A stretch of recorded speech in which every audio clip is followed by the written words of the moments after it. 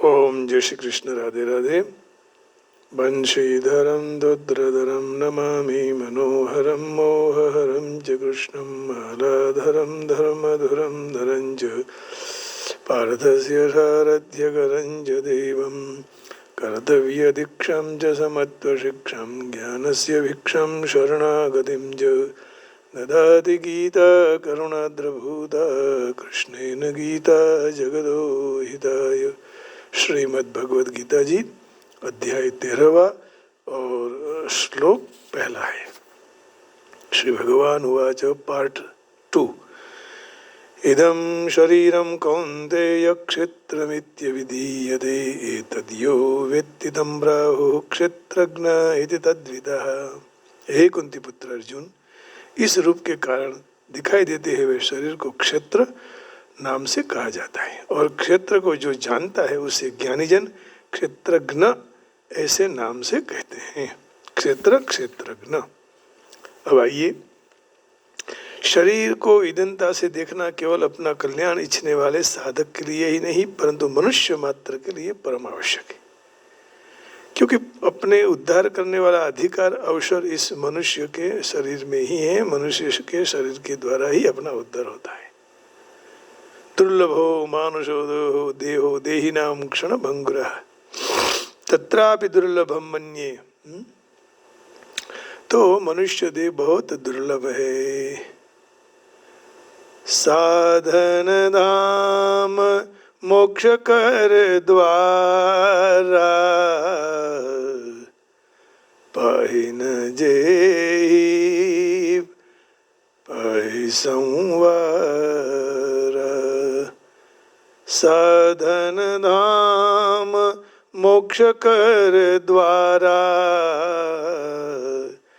साधन, ये जो शरीर है वह मोक्ष के द्वार का साधन है। जिन्होंने पा लिया और नहीं उसका उपयोग किया तो फिर पछताना पड़ेगा। यदि हरि का नाम नहीं लिया, प्रभु को याद नहीं किया तो अंत में पछताना पड़ेगा, है ना। ये देह बहुत दुर्लभ है। जैसे कहा ना, मोघो मनुष्य दे नहीं मने वारंवार, भाई तू भजी लेने किरदार। सुर दुर्लभ सब ग्रंथन ही गावा। ये मनुष्य देह बहुत दुर्लभ है। तो इसी का कारण है गीता जी का उपदेश का आरंभ करते ही साथ भगवान ने सबसे पहले शरीर और शरीर की पृथकता का वर्णन किया। इदम का अर्थ है अर्थात अपने से अलग दिखने वाला और सबसे पहले दिखाई देता है। સૌથી पहला देखवामां आवे छे। जैसे पृथ्वी, तेज, वायु, है ना, आकाश से बना हुआ यह शरीर है। तो बात यह है कि इंद्रियां अपने अपने विषयों को तो जान लेती है परंतु विषयों अपने से पर सूक्ष्म श्रेष्ठ और प्रकाशक इंद्रियों ने नहीं जानी सकता। इंद्रियों को जान नहीं सकते। इस तरह इंद्रिय और विषयों मन ने नहीं जान सकते हैं। मन इंद्रिय और विषयों बुद्धि ने जानी सकता नहीं, है ना। तो सबसे पहले कहा इंद्रियों पोतपोताना विषय ने तो जानी सके परंतु विषयों પોતાનાથી पर सूक्ष्म श्रेष्ठ प्रकाशक इंद्रियों ने नहीं जानी सकता। इंद्रियों विषयोने आ रीते इंद्रियों અને વિષયો મનને નથી જાણી શકતા। मन इंद्रियों ने विषयों बुद्धि ने नहीं जानी सकता। तो बुद्धि मन इंद्रिय ने विषयों પોતાને जानी सकता नहीं, अपने को जान नहीं सकते हैं। मन इंद्रिय विषय बुद्धि तो न जानने में मुख्य कारण है इंद्रियां, मन और बुद्धि तो सापेक्ष दृष्टा है, अर्थात एक दूसरे के सहाय से केवल अपने से स्थूल रूप को देखने वाले हैं, परंतु स्वयं जीवात्मा शरीर इंद्रियां मन बुद्धि से अत्यंत सूक्ष्म श्रेष्ठ होने के कारण निरपेक्ष दृष्टा है, अर्थात दूसरे किसी की सहाय के बिना दिखाई देने वाला है। उपर्युक्त विवेचन में इंद्रियां मन बुद्धि को भी दृष्टा कहा गया है।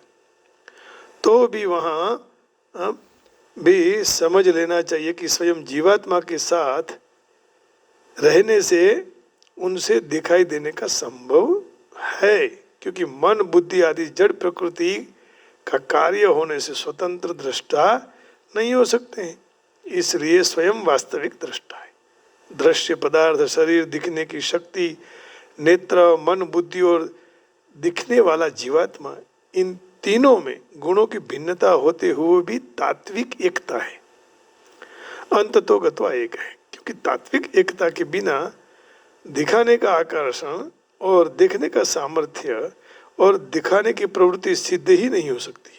इसलिए यहाँ शंका की है और कहा रूपम दृश्यम लोचनम दृक् तद्दृश्यम द्रक्तुमानसम दृश्याधिवृत्तयः साक्षी दृगेव न तु दृश्यते। सर्वप्रथम नेत्र दृष्टा है, फिर रूप दृश्य है, फिर मन दृष्टा है और नेत्र वगैरह इंद्रियां भी दृश्य है, फिर बुद्धि दृष्टा है, फिर मन दृश्य है, अंत में बुद्धि की वृत्तियां जो दृष्टा है वह साक्षी स्वयं प्रकाश आत्मा किसी का दृश्य नहीं है। तो जीवात्मा चेतन है, फिर जड़ बुद्धि आदि उनके साथ तात्विक एकता नहीं है, तो कैसे फिर देख सकेंगे। इसका समाधान यह है कि स्वयं जड़ के साथ तादात्म्य करके जड़ सहित मैं मान लेते हैं हूँ, तो वह हूँ न जड़ है न चेतन भी है। जड़ में विशेषता देखकर उसके साथ एक होकर कहते हैं कि मैं धनवान हूँ, मैं विद्वान हूँ आदि। चेतन में विशेषता देखकर चेतन के साथ एक होकर कहते हैं कि मैं आत्मा हूँ, मैं ब्रह्म हूँ। तो इसी प्रकृतिस्थ पुरुष जो है, जो प्रकृति जन्य गुणों के संग से ऊंच नीच योनि में बारंबार जन्म लेते रहते हैं, तो इसी अध्याय के 21वें श्लोक में कहा है ना कि भाई बारंबार पुरुषाः प्रकृतिस्थो ही भुंक्ते प्रकृतिजन गुणान कारणम गुण संगोस्य सदसद्यो निजन्मसु। प्रकृति में स्थित पुरुष जीव ही प्रकृति से उत्पन्न हुए गुणों के भोक्ता बनते हैं और गुणों के संग ही उनके अच्छी बुरी योनियों में जन्म होने का कारण बनते हैं। अब देखिए इसका आगे तात्पर्य यही निकला कि प्रकृतिस्थ पुरुष में जड़ और चेतन दोनों अंश विद्यमान हैं। चेतन की रुचि परमात्मा की ओर जाने वाली है, परंतु भूल से ही उनको जड़ के साथ तादात्म्य कर लिया है।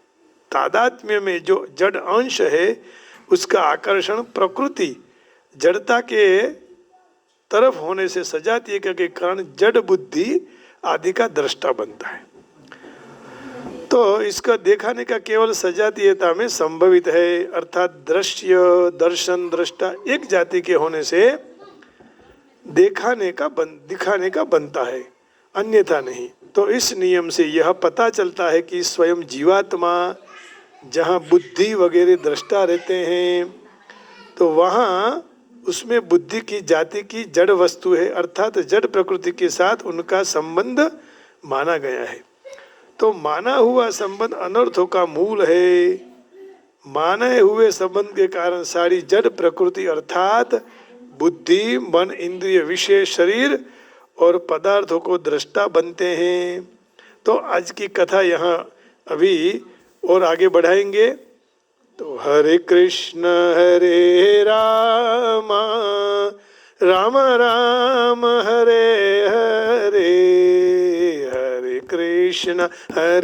कृष्ण कृष्ण कृष्ण हरे हरे, हरे राम राम राम हरे हरे, हरे राम